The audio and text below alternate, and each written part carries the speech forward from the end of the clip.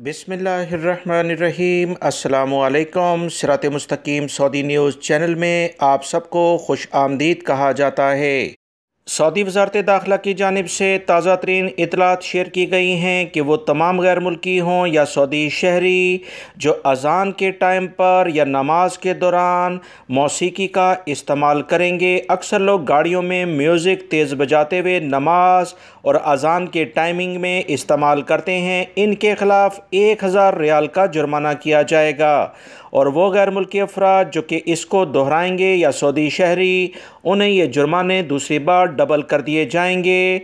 और ऐसे अफराद जो मोहल्लों में तेज़ म्यूज़िक बजाते हैं, पड़ोसी इस पर शिकायत करे तो इन्हें 500 रियाल जुर्माना कर दिया जाएगा।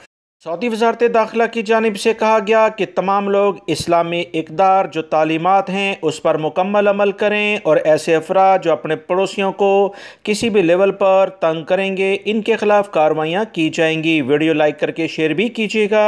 अस्सलामु अलैकुम।